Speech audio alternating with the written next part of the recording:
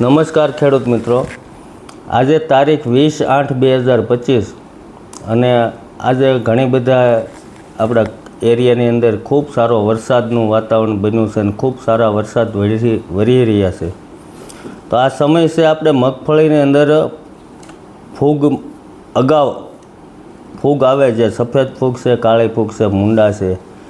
એની માટે આપણે એડવાન્સમાં કાંઈ પણ આપવું હોય તો બેક્ટેરિયા જે ટ્રાઇકોડર્મા વિરિડી છે, સુડોમોનાસ છે, મેટકિલ છે, જે મેટારિઝિયમ આવે છે, આને આપણે 1 વીઘાની અંદર 500 ગ્રામ બેક્ટેરિયા જો અત્યારે આપી દઈશું તો આવા વાતાવરણની અંદર બેક્ટેરિયા 3 ગણા કામ કરવાના છે. ભલે પછી આપણે ફૂગનાશક દવાના સ્પ્રે કરવાના હોય તો હજી ઘણી બધી આગાહી છે. આજે 20 તારીખ થઈ છે અને 26-27 તારીખ સુધીની આગાહી હોય તો ત્યાં સુધી આપણે દવાનો છંટકાવ કરી શકીએ એમ નથી. અને અત્યારે ઘણા બધા ખેડૂત મિત્રોને કદાચ ફૂગ ન દેખાતી હોય તો કાલે સવારમાં વાડીએ જઈ અને મગફળીની અંદર આમ પાછી પાડીને જોવાનું છે. મગફળીની અંદર સફેદ ફૂગ અમુક છોડ ખેંચીને જોવાના છે કે નીચે સફેદ ફૂગના ઘણા બધા પ્રશ્ન છે.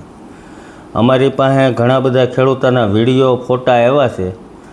તો એની અંદર સફેદ ફૂગ જે એટલી બધી ડેવલપ થઈ ગઈ છે કે અંદર સિંગ જ નથી નીકળતી, ખાલી છોડ ખેંચે એટલે છોડ જ આવે છે, મોટી સિંગ બધી તૂટી જાય છે.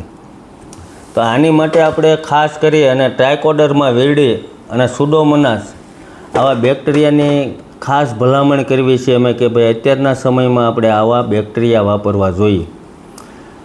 બીજા નંબરમાં જે લોકોને 70થી 75 દિવસની મગફળી થઈ ગઈ હોય કે 60 દિવસ ઉપરની જેને મગફળી થઈ છે 65 દિવસ આજુબાજુની, તો એને આ સમયે કેલ્શિયમ નાઇટ્રેટ અને સલ્ફર જે આપણે દર વર્ષે ભલામણ કરવી છે, કેલ્શિયમ નાઇટ્રેટ અને સલ્ફર આપવું એ ખરેખર અત્યારે એનો સમય આવી ગયો છે. તો કોઈ પણ ખેડૂત મિત્રોએ ક્યારેય વાપર્યું ન હોય તો વધારે ન વાપરે તો વાંધો નહીં, પણ 2-5 વીઘામાં એની ટ્રાય કરવી. અને જે ખેડૂતો દર વર્ષે વાપરે છે એ લોકો તો બધા લઈને વાપરી લીધું છે. અને જ્યારે ખેડૂતોને અત્યારે 60થી 65 દિવસની મગફળી થઈ ગઈ છે એને 5 દિવસ પછી જ્યારે ખરાડ થાય એટલે પહેલું કામ આ કેલ્શિયમ નાઇટ્રેટ અને સલ્ફરનું કરવાનું છે. જો આટલું આપણે કરીશું તો મગફળીના ઉત્પાદનમાં, પાકમાં અને જે વજનમાં વધારો થાય એની નજર અમે દેખાય. જે આપણે અગાઉના વિડીયોમાં બધું દર વખતે આપણે જે વાત કરીએ છીએ એ રીતનો વજનની અંદર ઘણો બધો ઉત્પાદનમાં અને વજનમાં બહુ મોટા ફેરફાર થતા હોય છે. બીજું, હાલમાં અત્યારે જે લશ્કરી ઈયળનો મોટામાં મોટો એટેક હાલી રહ્યો છે, જેની અંદર ઘણી બધા મોલિક્યુલ વપરાવવા છતાંય ખેડૂતોને રિઝલ્ટ નથી મળી રહ્યા અને ખેડૂતો બહુ હેરાન થઈ રહ્યા છે. તો એની માટે ધાનુકા કંપનીનું મોર્ટાર જે દવા આવી છે એને અમે ભડકું કરી અને ગોવિંદપરા ગામની અંદર 2-3 ખેડૂત મિત્રો છે આપણા એને વપરાવ્યું છે. એમાં થોડા ઘણા રિઝલ્ટય મળ્યા છે, પણ વરસાદને હિસાબે અમને પાકો એનો અનુભવ નથી થઈ શક્યો.